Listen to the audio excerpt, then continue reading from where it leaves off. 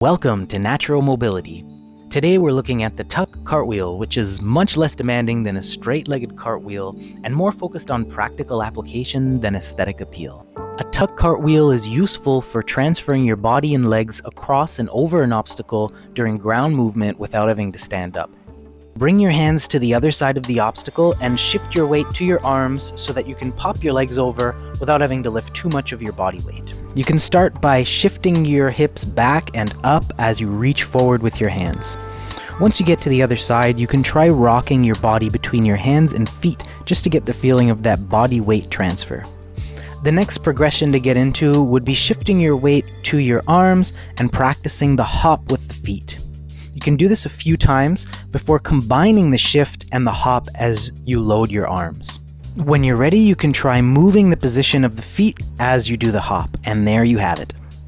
Remember, each segment of this technique can be an exercise on its own, so explore and play around with this movement and see what you discover.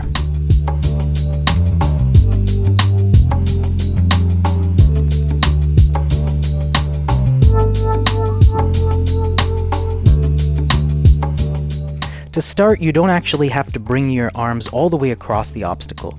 You can place them on the obstacle and focus on getting your legs across to the other side. Remember, this isn't your standard cartwheel, so don't worry about rules such as bringing your hips to stack over your shoulders. You can actually start by just hovering your feet over the obstacle, just enough to get them over and across.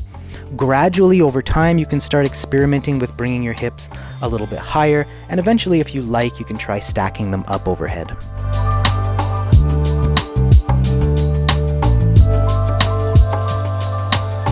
Again, there's really no need for an obstacle to practice this, and if you want to progress it further, you can try doing it all on one line. Place your first hand down next to the foot, and as the second hand comes down, the first foot should be popping up. If you're never trying to put all four limbs on the ground at once, then you won't have to rely on some kind of crazy level of flexibility to make this happen. Another way to progress this further is try to stack your hips over your shoulders as you move through this movement.